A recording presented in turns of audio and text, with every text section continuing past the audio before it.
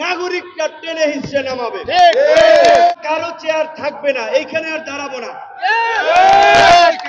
আপনারা mob justice বলেন, mob বলেন, কিচ্ছু করার নাই তৈরি করার জন্য।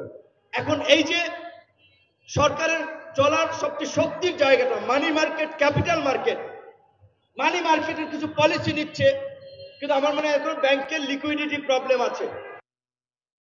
শেয়ার বাজার তো এটা তো পুজো হয়ে গেছে, ঝুঁকতে ঝুঁকতে পুজো হয়ে গেছে। এটা বাঁশ দিয়ে দাঁড় করানো লাগবে শেয়ার বাজার। শেয়ার বাজারের এই যে পুজো, এই মানুষটাকে বাঁশ দিয়ে সোজা করা লাগবে ধরে যেন দাঁড়ানোর জন্য। তাহলে ক্ষতিগ্রস্ত বিনিয়োগ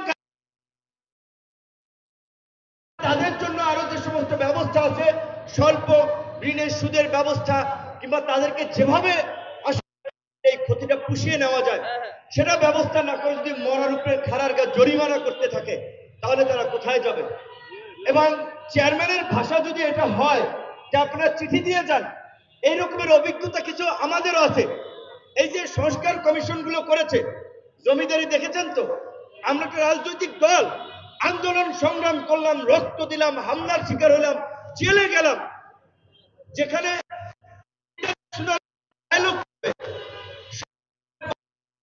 আমার কেন এই সংস্কার পক্ষে মত, সেটার তার একটা কাউন্টার যুক্তি থাকবে, আলাপ আলোচনার মধ্যে দিয়ে তার একটা প্রস্তাবনা করবে। ওই আপনাদেরকে বলছে, রাজনৈতিক দলগুলোকে বলছে লিখিত প্রস্তাব পাঠাইয়েন, মানে একটা রাষ্ট্র সংস্কার করবে অবশ্যই।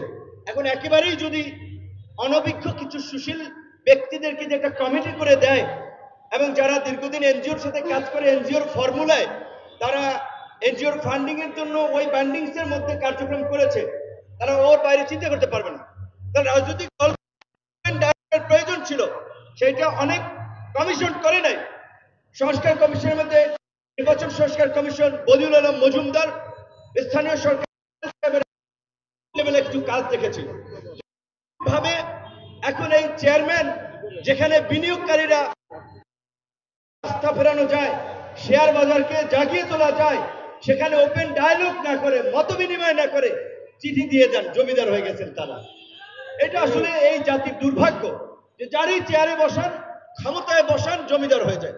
অন্যের কথা শোনার তাদের আর আগ্রহ থাকে না। আমরা পরিষ্কারভাবে বলতে চাই, আগামী 15 দিনের মধ্যে এই ক্ষতিগ্রস্ত বিনিয়োগকারীদের বিষয়ে সরকার, সিকিউরিটি এক্সচেঞ্জ কমিশন কিংবা আরো যে সমস্ত প্রতিষ্ঠান রয়েছে, তারা কি পদক্ষেপ নিয়েছে আমরা সেটার আপডেট দেখতে চাই। অন্যথায় কারো চেয়ার থাকবে না, এইখানে আর দাঁড়াবো না।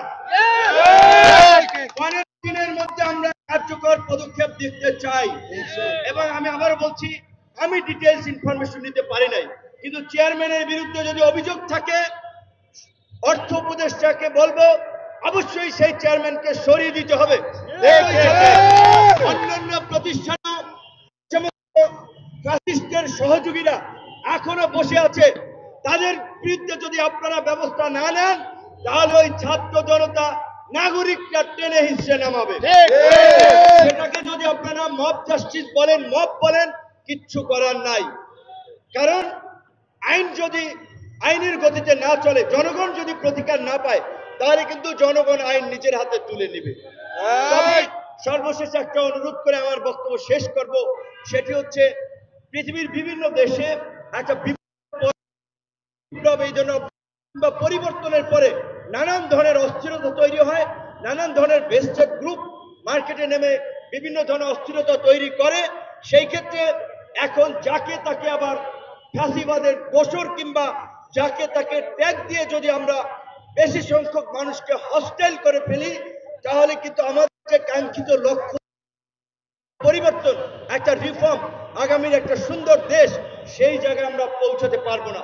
কাজে আমাদের মত পথের ভিন্নতা থাকা সত্ত্বেও দেশের বৃহত্তর স্বার্থে আমাদের মৌলিক বিষয়গুলোতে একমত হয়ে আগামীর পথ চলতে হবে, কাজ করতে হবে। সবাইকে ধন্যবাদ। আসসালামু আলাইকুম।